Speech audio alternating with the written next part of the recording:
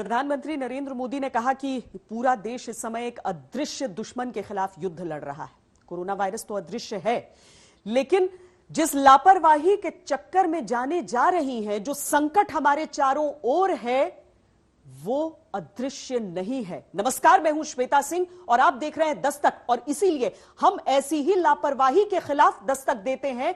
आज सबसे पहली दस्तक उस राज्य से जुड़ी हुई जहां पर आम तौर पर लोग पार्टियां करने, जश्न मनाने, खुशियां लूटने जाया करते हैं, लेकिन आज उसी गोवा में खुशहाली नहीं बल्कि बदहाली नजर आ रही है।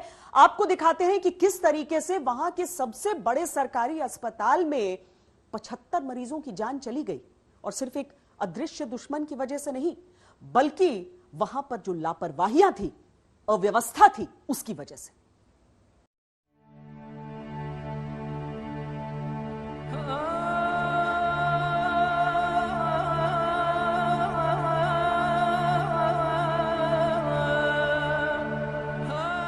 गोवा के लोगों को बचा लो सर, मेरा इतना ही आपको रिक्वेस्ट है सर, प्लीज। मेरे जीजा जी के साथ हुआ होगा और किसी के साथ नहीं होना चाहिए सर। कामली जी, हम लोग हालात समझ सकते हैं और हम लोग आज तक और इंडिया टुडे पर ये सच्चाई जरूर दिखाएंगे कि आप रोइए नहीं, आप अपना ध्यान रखिए। गोवा के सरकारी मेडिकल कॉलेज में आधी रात को बार बार ऑक्सीजन के लिए तड़पकर अब आम आदमी को जान न गंवानी पड़े, दस्तक देनी इसीलिए जरूरी है।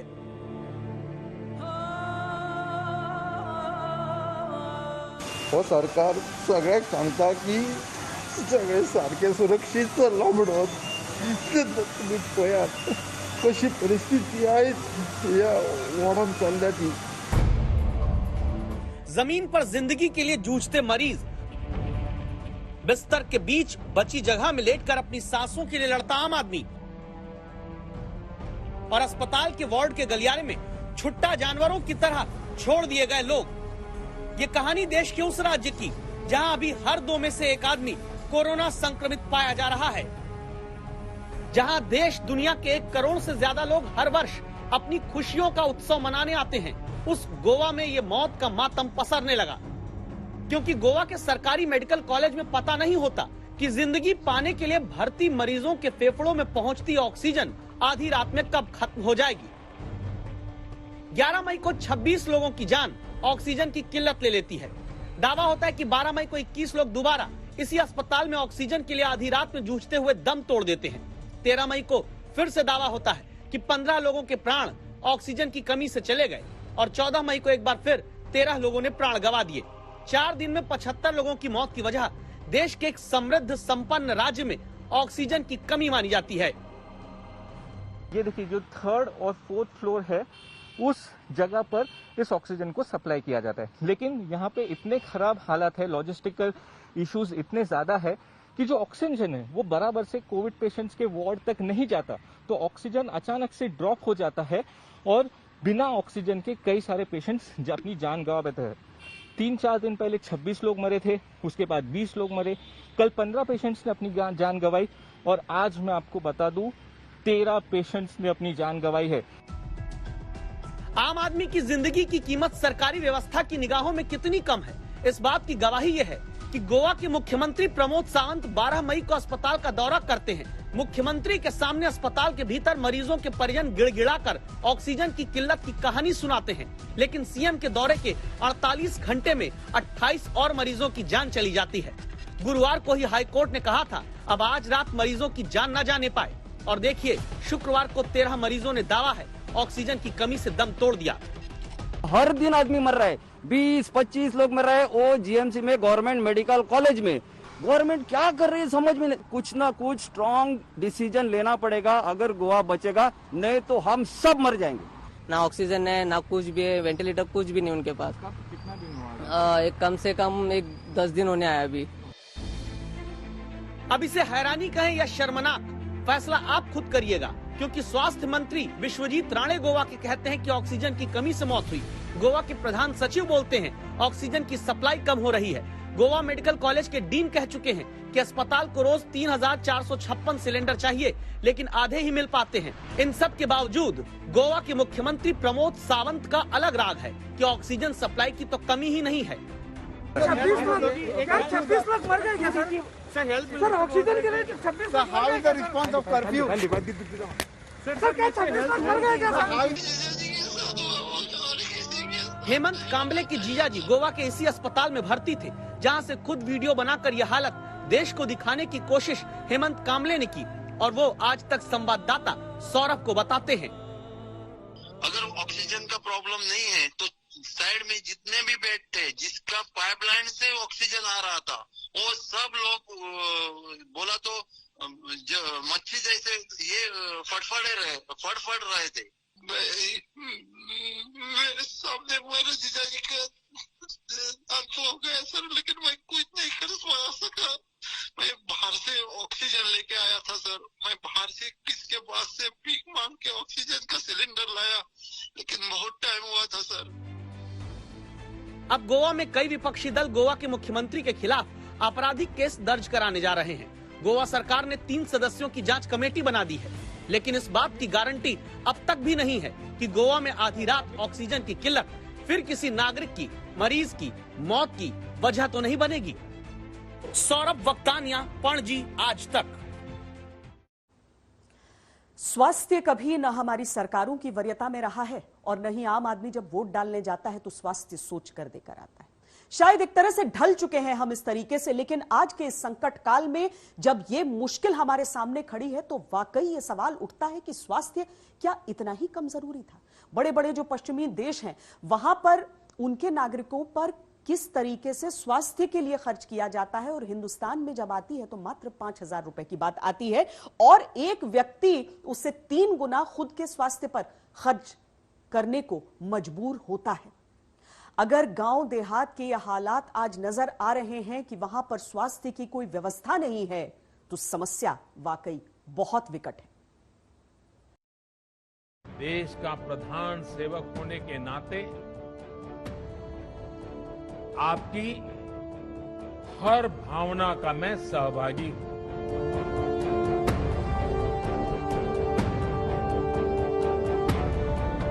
ये संक्रमण अभी गांव में भी तेजी से पहुंच रहा है।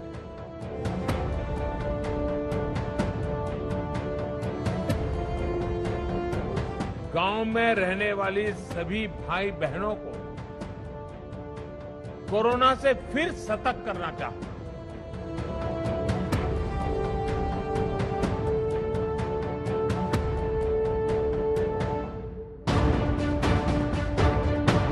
कोरोना एक बीमारी है।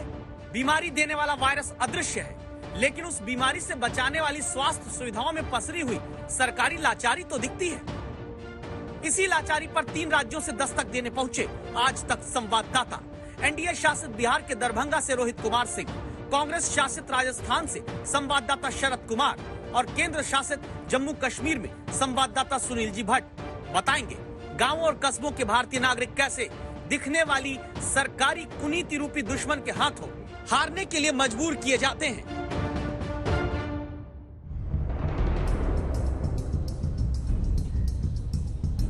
70-80 के दशक में राम से ब्रदर्स जिस तरह की इमारतों में भूतिया फिल्में बनाते थे, उनके लिए दरभंगा मेडिकल कॉलेज की एक खस्ताहाल बिल्डिंग एकदम मुफीद है, जहां इस बात की गारंटी नहीं होती कि यहां भर्ती मरीज पहले सही होकर जाएगा या इमारत का कोई हिस्सा भर-भरा कर पहले गिर जाएगा।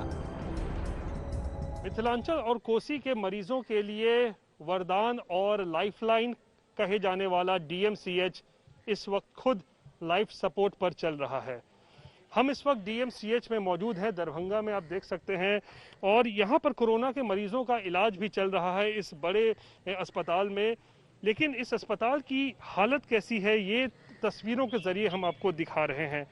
ये आप देखिए, जो तस्वीर आपको हम दिखा रहे हैं ये डीएमसीएच का सर्जिकल भवन है, और आप तस्वीरों को देखकर ही अंदाज़ा लगा सकते हैं कि आज के दिन इस अस्पताल की हालत कितनी बदतर हो चुकी है, किस जर्जर हालत में ये अस्पताल जो है वो चल रहा है। 10 साल में कई बार यहाँ भवन निर्माण विभाग ने कह दिया अस्पताल के नाम पर कभी भी ढह जाने की आशंका में खड़ी इस इमारत को खाली कर दो। इसके छज्जे देख सकते हैं, छज्जे जो है बिल्कुल टूट चुके हैं। ऊपर की तरफ आप देखिए सीलन से पूरा ये अस्पताल जो है वो कमजोर पड़ चुका है। इस अस्पताल में बालू सीमेंट इन खंभों और छत से नहीं झड़ी, बल्कि जनता को सुरक्षित इलाज देने की सरकारी नीयत ही खोखली है, ये साफ पता चलता है। और अब आप खुद को इस इमारत के वार्ड के भीतर रखकर यहाँ इलाज करा रहे मरीजों और उनके परिजनों की हालत के बारे में सोचिए। सरकार को तो यहाँ बोर्ड लगा देना चाहिए कि कमजोर दिल वाले इस अस्पताल में इलाज ना कराएं। कभी भी गिर सकता है, कभी भी मरीज भी मरेगा और हम भी मरेंगे। खतरा पूरे लगता है, पर सरकार इस पे कोई ध्यान ही नहीं देता है। ऐसा सरकार है ये। अंदर भी हमने देखा है, अंदर भी डैमेज है, तो चाहिए कि सरकार जो है इस पे जल्द से जल्द जो है कार्रवाई करे। ऐसी हालत क्यों है जानिए। 2016 में इस जर्जर अस्पताल की जहां केंद्र और बिहार सरकार की साझा कोशिश से 160 करोड़ रुपए का मल्टी स्पेशलिटी अस्पताल बनना शुरू हुआ। इस नई बिल्डिंग को देखिए जिसे 2018 में बनकर तैयार हो जाना था, लेकिन 3 साल बाद भी काम अधूरा है, तो मरीज कंकाल नुमा अस्पताल में इलाज कराने को लाचार। और ये इमारत आम लोगों की जान बचाए ना बचाए, लेकिन सरकारी व्यवस्था की इज्जत जरूर बचा रही है। मान करेंगे पुरानी बिल्डिंग है, आजकल के नए बिल्डिंग के हिसाब से ही कभी नहीं गिरेगा, इसमें आदमी रहेगा तो उम्मीद है। अभी कोविड के पेशेंट को हम लोग CCW में कर रहे हैं और वही हमारा इज्जत बचाए हुए है। भगवान भरोसे आम आदमी की जिंदगी वाली दूसरी कहानी राजस्थान के सीकर से संवाददाता शरद कुमार लाए, जहां के गांवों में कोरोना की रफ्तार 36% की दर से दाखिल हो चुकी है। सीकर में 1800 लोगों की आबादी वाले चाचीवाद गांव में सन्नाटा है। ये सन्नाटा कोरोना ने फैलाया। 15 दिन में 13 लोगों की जान चली गई और इनके घर वालों को प्राथमिक स्तर पर बचाने वाला इलाज तक नहीं मिला। डॉक्टर ने पहले दूरी से बोल दिया कि बाहर ले जाओ, बोले यहाँ मत बैठने दो, अंदर मत लाओ, अंदर में लाओ। तो मैं बाहर से ले गया तो डॉक्टर खुद तो उठ के पीछे भाग गए और वहाँ से दूसरा कोई वो नर्स वगैरह है तो उनको भेजा। वो आके बाहर आके हमारे को बोला कि आप शहर ले जाओ इसको। इलाज क्यों नहीं मिल पाया, वजह जानने संवाददाता शरद कुमार उस प्राथमिक स्वास्थ्य केंद्र पहुंच गए जहां देखने सुनने इलाज करने वाला कोई है ही नहीं। चाचीवाद बड़ा गांव में 13 लोगों की मौत 15 दिनों में हो चुकी है और शायद ही कोई घर है जहां पर लोग खांसी बुखार से ग्रसित नहीं है। इसके बावजूद देख सकते हैं आपकी उप स्वास्थ्य केंद्र पर ताला लगा हुआ है और कल नोटिस बोर्ड पर लिख कर गए हैं यहाँ काम करने वाले एएनएम कि वो गांव में सर्वे करने जा रहे हैं, उसके बाद दोबारा नहीं लौटी। गांव वालों का कहना है कि 1 घंटे भी यहाँ पर कोई नहीं रहता है। जब प्राथमिक स्वास्थ्य सुविधाएं देने में सरकारें फेल होती हैं, तो आम आदमी का जीवन मृत्यु के बाद ऐसी मटकियों में धार्मिक प्रथाओं के मुताबिक सिमट जाता है। सीकर की इस दातरू पंचायत में 6000 लोग रहते हैं। 30 से ज्यादा लोगों की जान कोरोना ले चुका और सबसे बड़े अस्पताल की हालत ये कि हमारा कैमरा देखकर लैब असिस्टेंट गेट खोलने पहुंचा। इस पूरे पंचायत में 30 लोगों की मौतें हो गई हैं 15 दिन में और ये यहाँ का सबसे बड़ा अस्पताल है, आदर्श राजकीय प्राथमिक स्वास्थ्य केंद्र। लेकिन यहाँ पर कोरोना का कोई मरीज आए तो उसके लिए कोई सुविधा नहीं है, कोई ऑक्सीजन की सुविधा नहीं है। अगर किसी भी तरह से वो गंभीर अवस्था में आ जाता है तो शहर ले जाने के अलावा और कोई उपाय नहीं है। और खुद जो डॉक्टर यहाँ पर देख रहे थे वो भी कोरोना पॉजिटिव हो गए हैं। ऐसे में अब किस तरह से यहाँ पर इलाज होगा और कौन देखेगा ये भी साफ नहीं है।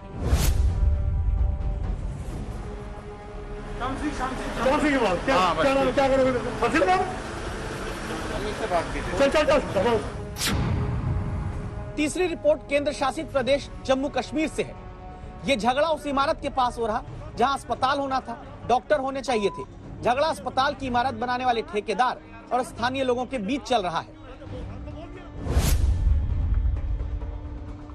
मेरे पीछे जो ये आप इमारत देख रहे हैं ये एक प्राथमिक स्वास्थ्य केंद्र है। यहाँ पर जम्मू के बाहरी इलाके में गड्डीगढ़ इलाके में ये सरकारी अस्पताल है।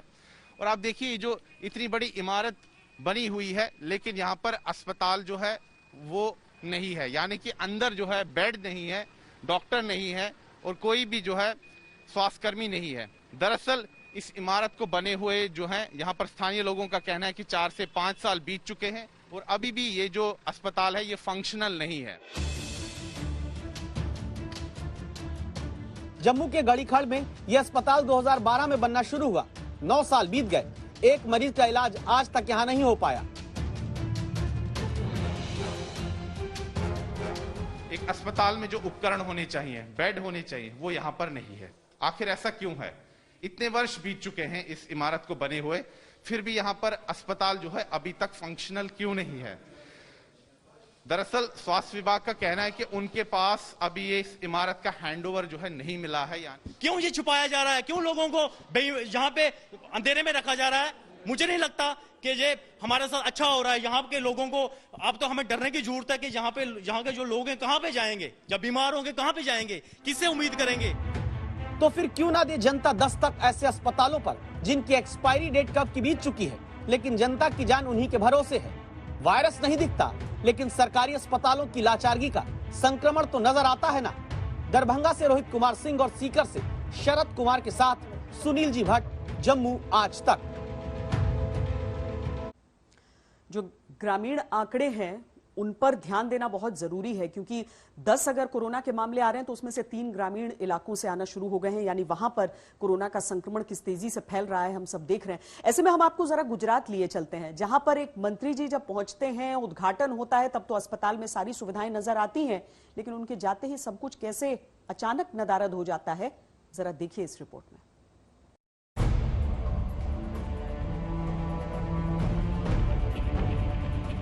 देश में कोरोना से मौत का सरकारी आंकड़ा जब 2.5 लाख के पार जा चुका है और औसत 4000 मौतें रोज होने लगी, तब टेस्टिंग और वैक्सीनेशन ही 2 सबसे जरूरी उपाय माने गए जनता की रक्षा के लिए।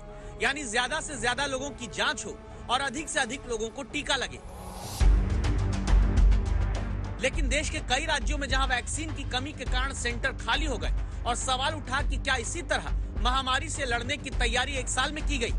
चिंता सबसे ज्यादा गाँवों की है, जहां संक्रमण तभी कंट्रोल होगा जब जांच पूरी हो, इलाज पूरा हो। लेकिन गुजरात में गांधीनगर से आधे घंटे की दूरी पर मौजूद राचरडा गांव में क्या हुआ देखिएगा। गांधीनगर के इस राचरडा गांव में जब सरकारी मुहिम के तहत आइसोलेशन सेंटर की शुरुआत होती है, तो राजस्व मंत्री कौशिक पटेल के साथ स्वास्थ्य अधिकारी और डॉक्टरों की टीम नजर आती है। लेकिन आइसोलेशन सेंटर का दौरा करने के बाद मंत्री जी चले जाते हैं, तो आज तक संवाददाता गोपी घांगर पहुंचती हैं और देखिए क्या पता चलता है। गुजरात सरकार के जरिए मारू गांव कोरोना मुक्त, यानी मेरा गांव कोरोना मुक्त, इस तरीके का एक कैंपेन चलाया जा रहा है। हम उसी कोविड केयर सेंटर में है, जिसे गांधीनगर के महज 30 किलोमीटर दूर आए राचरडा में बनाया गया है। सुबह यहाँ पे मंत्री पहुंचे हुए थे, तब पूरा मेडिकल स्टाफ यहाँ पे था। लेकिन इस वक्त यहाँ पे आपको पहले तो कोविड केयर सेंटर दिखाते हैं कि जो कोविड केयर सेंटर यहाँ पे बनाया गया, और सुबह यहाँ पे जब मंत्री पहुंचे थे तब 3 कोरोना पेशेंट थे। वो तीनों में से एक भी पेशेंट इस वक्त इस कोविड केयर सेंटर में नहीं है। आपको दिखाते हैं, ये पूरा कोविड केयर सेंटर जो है वो खाली है। उन लोगों ने सारी की सारी किट लाके यहाँ पर रखी थी, लेकिन अभी आके मैं दूसरा एक काम खत्म करके आता हूँ। मैं सुबह में आइसोलेट सेंटर चालू किया है, अभी मैं आ रहा हूँ तो वो ना किट दिख रही है, ना कोई मेडिकल स्टाफ मुझे दिख रहा है। सुबह में जो 3 पॉजिटिव पेशेंट थे वो भी यहाँ पर लाए हुए थे, लेकिन अभी ना वो पेशेंट भी है और ना उनका स्टाफ भी है।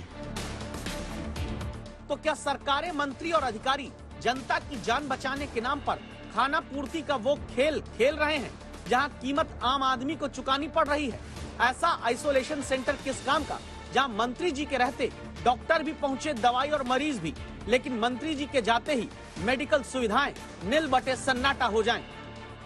गांधीनगर से गोपी घांगर के साथ आज तक ब्यूरो।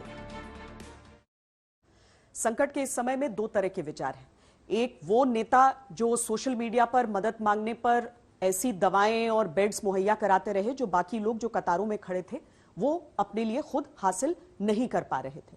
और दूसरा ये विचार कि जो दवाएं अस्पताल में नहीं उपलब्ध हो पा रही हैं वो नेताओं के पास कैसे पहुंच जा रही। अब इसी क्रम में जो राजनीतिक रस्साकशी शुरू हुई है, जरा उसे देखिए।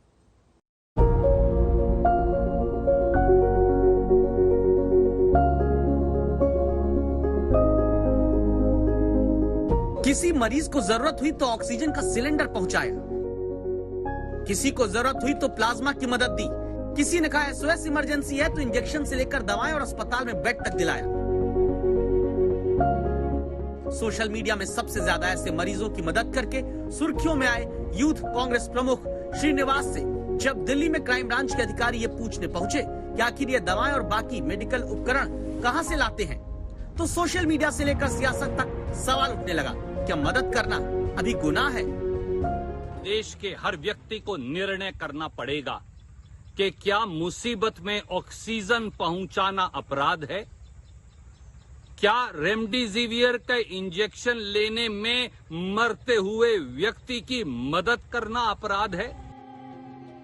श्रीनिवास बीवी की तरह ही दिल्ली में आम आदमी पार्टी के नेता दिलीप कुमार पांडे भी लोगों की मदद कोरोना के संकट काल में करते रहे। पुलिस की टीम इनसे भी मेडिकल मदद सामग्री का सोर्स पहले पूछ चुकी है। क्या ये सब सियासी साजिश है? क्योंकि राहुल गांधी ट्वीट करके कहते हैं बचाने वाला हमेशा मारने वाले से बड़ा होता है। तब बीजेपी सांसद गौतम गंभीर का बयान आता है कि गैर जरूरी राजनीति इस मुद्दे पर ना हो, ये कानूनी प्रक्रिया है और पूछताछ उनसे भी हो चुकी है। बीजेपी नेता हरीश खुराना भी मदद पर पूछताछ की बात बताते हैं। क्राइम ब्रांच की टीम अकेले आम आदमी पार्टी या कांग्रेस के पास अकेले नहीं जा रही है, जैसा कि मुझे आज मालूम चला कि श्रीनिवास जी के पास भी आज गई थी। वैसे ही परसों एक क्राइम ब्रांच की टीम मेरे पास भी आई थी, तो उन्होंने इंक्वायरी करी और स्टेटमेंट लेकर चली गई।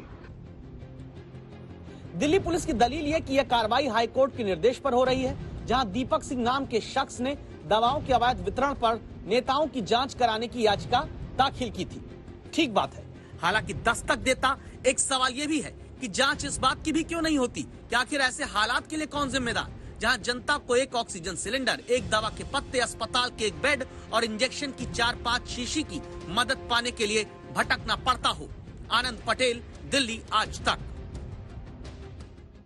कोरोना के हिसाब से तो इजराइल ने कह दिया था कि हम अब कोरोना मुक्त हैं, लेकिन एक तरह से हिंसा मुक्त नहीं हो पाया। 10 मई को जिस तरीके से हमास की ओर से रॉकेट बरसाए गए थे और इजराइल ने अपने नागरिकों को उसमें गंवाया था, उसके बाद से इजराइल की तरफ से लगातार बमबारी जारी है और इजराइल ने अपनी सीमाओं पर अपनी सेना को तैनात कर दिया है, यहां तक कि टैंकों को वहां पर लगा दिया है। और अब यह सवाल उठ रहा है कि कहीं ऐसा तो नहीं है कि इजराइल गाजा में घुसकर हमास को खत्म करने पर इस बार आमादा है।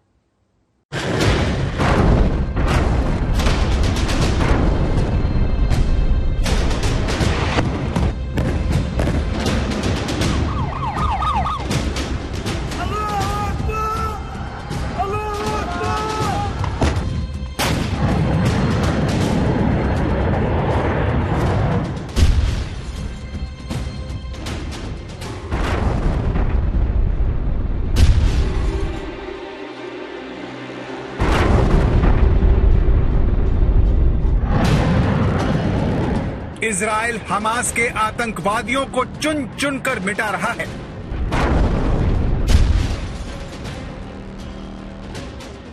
इजराइल हमास के हथियारों को ध्वस्त कर रहा है।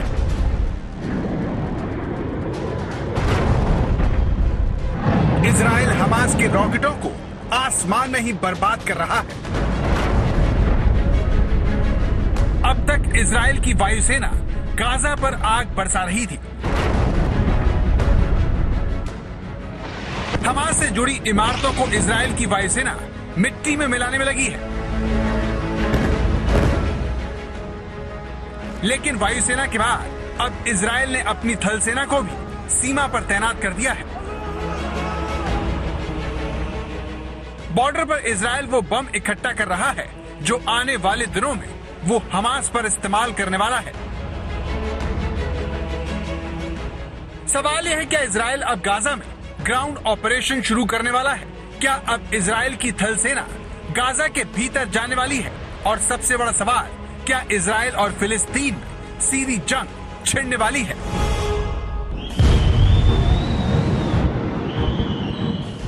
इजराइल अपने दुश्मन को कभी माफ नहीं करता। गाजा में इजराइल का जानी दुश्मन हमास उस पर रॉकेटों की बरसात कर रहा है। इजराइल अधिकतर रॉकेटों को तो आसमान में ही निपटा दे रहा है, लेकिन फिर भी कई रॉकेट इजराइल के शहरों में फटकर दहशत फैला रहे हैं।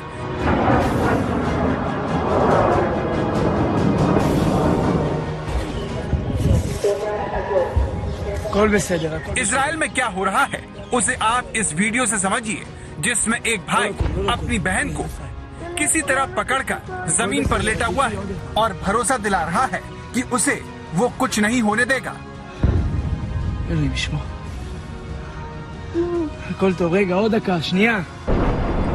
जो इजराइल अपने एक एक नागरिक की जिंदगी बेशकीमती मानता है, उस इजराइल में हमास के रॉकेट हमलों से अचानक हर जिंदगी खतरे में आ गई है। जो इजराइल विरोधियों को घर में घुसकर मारने के लिए जाना जाता है, उसे घर में घिरा होना बर्दाश्त नहीं हो रहा। इसीलिए उसने गाजा को निशाने पर ले लिया है, जहां से हमास उस पर रॉकेट दाग रहा है।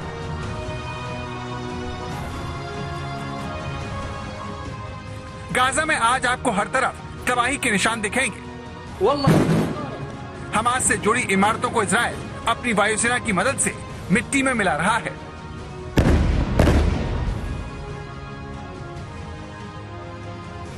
गाजा के जिस भी इलाके में इजराइल हमला करता है, वहां से धुएं का गुबार उठना शुरू हो जाता है। गाजा में इजराइल ने क्या तबाही मचाई है, उसे आप इस शहर की सैटेलाइट तस्वीरों से समझ सकते हैं। पहली तस्वीर में जिस इलाके में इजराइल ने बम गिराया है, वहां पर काला धुआं है। ऐसा ही काला धुआं तेल की रिफाइनरी से भी उठता हुआ दिख रहा है। अब ये देखिए, ये वही इमारत है जिसका संबंध हमास से था, लेकिन इजराइल ने इसे तबाह कर दिया। बाकी गाजा में भी यही हाल है। सारे शहर की तस्वीर को चंद ही दिनों में इजराइल ने बदल कर रख दिया है।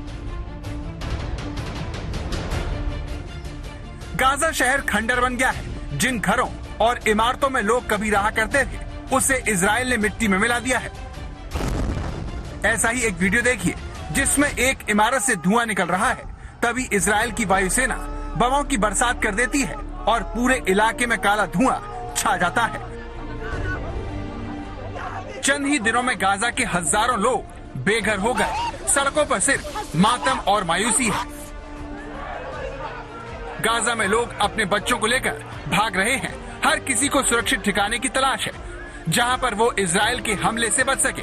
जान बचाने के लिए सैकड़ों लोग गाजा के एक स्कूल में शरण ले रहे हैं। इजराइल के हमले में हमास के 20 टॉप कमांडर मारे गए हैं। इजराइल ने गाजा शहर के हमास कमांडर बसीम ईसा को भी मार दिया है। इसके जवाब में हमास इजराइल पर 2000 से ज्यादा रॉकेट बरसा चुका है, जिसका जवाब इजराइल ने अब तोप से भी देना शुरू कर दिया है। United Nations office for coordination of humanitarian affairs के मुताबिक इजराइल गाजा में 200 से ज्यादा इमारतों को जमींदोज कर चुका है। इसके अलावा 24 स्कूल पूरी तरह से तबाह हो गए हैं, जिसमें पढ़ने वाले 24,000 से ज्यादा बच्चों के सामने पढ़ाई का संकट खड़ा हो गया है। लेकिन इजराइल थमने को तैयार नहीं है। दुनिया भर के देशों से पढ़ने वाले दबाव को दरकिनार करते हुए इजराइल ने गाजा से लगी सीमा पर टैंकों और सैनिकों को तैनात कर दिया है, जिसके बाद माना जा रहा है कि हमास को सबक सिखाने के लिए इजराइल अब जमीनी सैन्य अभियान छेड़ने पर विचार कर रहा है। इसी सिलसिले में उसने गाजा की सीमा के पास सेना की 2 टुकड़ियां और एक हथियारबंद टुकड़ी को तैनात कर दिया है। इसके अलावा सेना के कम से कम 7,000 रिजर्व सैनिकों को भी बुलाया गया है। इजराइल की इस तैयारी को देखते हुए ये माना जा रहा है कि इजराइल सेना बहुत जल्द इसकी योजना पेश करेगी, जिसे सरकार से मंजूरी लेनी होगी। जिस तरह से इजराइल के प्रधानमंत्री बेंजामिन नेतन्याहू के तेवर है, उससे इस संभावना से इनकार नहीं किया जा सकता। אמרתי אתמול שלבני החושך האלה, לטרוריסטים של החמאס והג'יהאד האסלאמי שדמם בראשם, ולפני שעה קלה אנחנו חיסלנו מפקדים בכירים במטה הכללי של החמאס, כולל את מח"ט עזה וגם מפקדים אחרים, וזו רק ההתחלה. אנחנו נכה בהם מכות שהם לא חלמו עליהם. इजराइल के मंसूबे हमास को इस बार तबाह करने के हैं। इसी सिलसिले में उसने हमास के यूएवी को गाजा से इजराइल में घुसने के दौरान खत्म कर दिया। इसी तरह इजराइल की सेना के निशाने पर गाजा की वो सुरंगें भी हैं, जिसका इस्तेमाल इजराइल के खिलाफ होता रहा है। इजराइल की सेना ने 160 लड़ाकू विमान, टैंक, तोप को बॉर्डर पर हमला करने के लिए लगा दिया है। ऐसे ही एक ऑपरेशन में 40 मिनट के अंदर इजराइल ने उत्तरी गाजा पर 450 मिसाइल गिराकर हमास के 150 ठिकानों को नष्ट कर दिया। कुल मिलाकर इजराइल अपने दुश्मन हमास को जड़ से उखाड़ने के लिए वो सब कुछ कर रहा है जिसकी तैयारी उसने बरसों से की है। लेकिन बड़ा सवाल ये है कि बॉर्डर पर खड़ी इजराइल की सेना क्या जमीनी कार्रवाई करने जा रही है? आज तक ब्यूरो।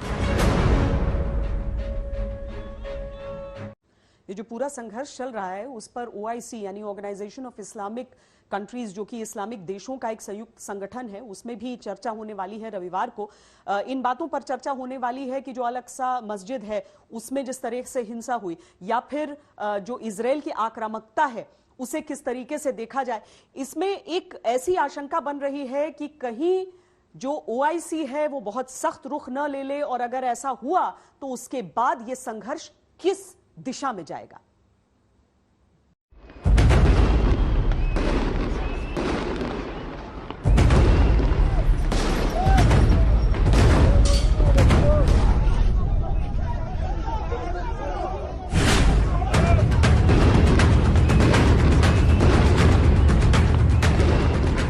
इजराइल जल रहा है, उसके शहरों में आगजनी हो रही है, ऐसी हिंसा हो रही है जो दुनिया की शांति को भंग कर सकती है। आखिर इन तस्वीरों का संबंध दुनिया की शांति से कैसे है, उसे समझें। उससे पहले इस तस्वीर को देखकर समझिए कि इजराइल में क्या हो रहा है। इजराइल में यहूदी और अरब मूल के लोग रहते हैं जो आजकल एक दूसरे पर हमला कर रहे हैं। इजराइल के शहरों में दंगा हो रहा है। ऐसे ही दंगे की चपेट में ये एम्बुलेंस आ जाती है। दंगाइयों ने एम्बुलेंस को पहले रोका और फिर ड्राइवर को मारने की कोशिश की, लेकिन गाड़ी की गेट बंद थे, जिससे नाराज होकर हिंसा करने वालों ने पथराव शुरू कर दिया।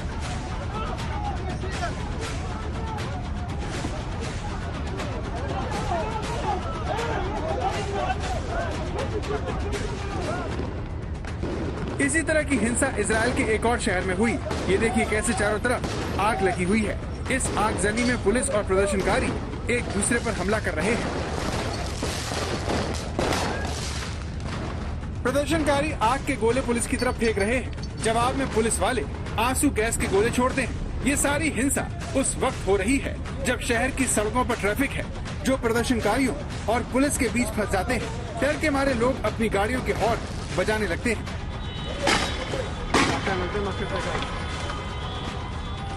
इजराइल के भीतर भी यहूदी और अरब उपद्रवियों के बीच ये झड़पें इतना गंभीर रूप ले चुकी है कि इजराइल के प्रधानमंत्री ने देश में गृह युद्ध छिड़ने की चेतावनी दे दी है। इजराइल के रक्षा मंत्री ने अशांति को नियंत्रित करने के लिए सुरक्षा बलों की जबरदस्त तैनाती के आदेश दे दिए हैं। लेकिन सवाल ये है कि इजराइल में हिंसा क्यों भड़की और हमास ने इजराइल पर रॉकेट दागने शुरू क्यों किए।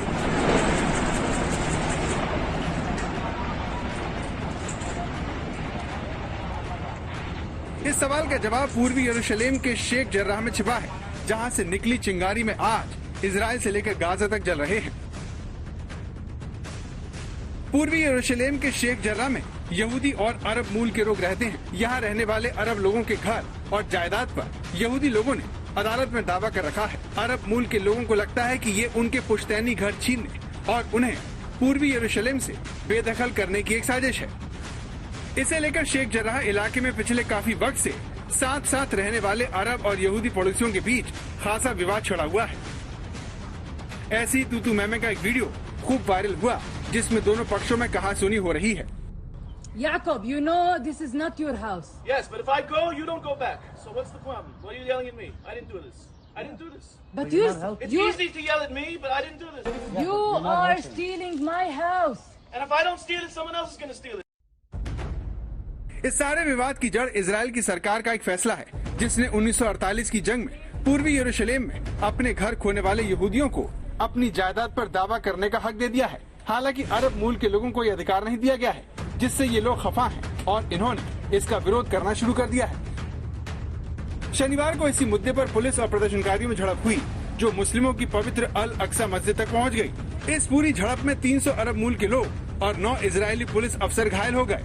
अपने पवित्र स्थल में इस तरह की अफरा तफरी और हिंसा की तस्वीरों ने फिलिस्तीनियों समेत पूरे मुस्लिम जगत को परेशान कर दिया।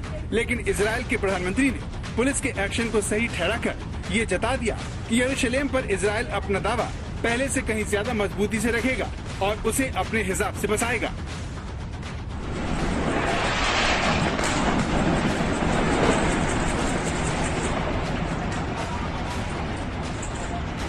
इस तरह इजराइल में शुरू हुई हिंसा से नाराज होकर हमास ने इजराइल पर रॉकेटों की बारिश कर दी और 2014 के बाद सबसे गंभीर हिंसा की चपेट में दोनों देश आ गए। इजराइल को इस वक्त अमेरिका का पूरा समर्थन हासिल है, जो हमास से तुरंत रॉकेट हमले रोकने को कह रहा है। I had a conversation with Bibi Netanyahu not too long ago. I'll be putting out a statement very shortly on that. My expectation and hope is that this will be closing down sooner than later. But Israel has a right to defend itself when you have thousands of rockets flying into your territory. America का साथ मिलने से Israel पूरी तरह से आक्रामक है और हमास को मिटाने पर आमादा है, लेकिन ये जंग जितनी बड़ी होती जाएगी, मिडिल ईस्ट की शांति पर उतना ही बड़ा प्रश्न चिन्ह लग जाएगा। सवाल ये है कि अगर इजराइल और फिलिस्तीन जंग छिड़ी तो इसका असर दुनिया पर क्या होगा। इस वक्त क्योंकि अगर वो पॉलिटिकल मोटिवेशन के साथ में चलेंगे नेतान्याहू पूरी तरह से, तो मैं समझता हूं कि वॉर को रोकना मुश्किल होगा, क्योंकि उन्होंने अभी ग्राउंड असॉल्ट के बारे में भी सोचा। अभी हालांकि क्रॉस नहीं किया था कुछ घंटे पहले तक, लेकिन इच्छा उनकी यही है कि पूरी तरह इसको इस बार इतना कमजोर कर दें हमास को। लेकिन ये भूलने की बात नहीं है कि जो इस तरह की जो रेडिकल आइडियोलॉजिकली इंक्लाइंड लोग होते हैं, उनके ऊपर जितना प्रेशर पड़ेगा वो मल्टीप्लाई करते चले जाते हैं हमेशा से। बाइडेन को हालांकि उनके रडार पे ये पैलेस्टाइन का मुद्दा नहीं है, लेकिन अब वो इसमें फिर से ड्रैग हो गए हैं। कोरोना ने दुनिया भर के देशों की कमर तोड़कर रख दी है। मिडिल ईस्ट में तनाव का सीधा असर तेल की कीमतों पर होगा, जो पहले से बीमार अर्थव्यवस्थाओं का दम निकाल देगा। दिल्ली से गीता मोहन के साथ आज तक ब्यूरो।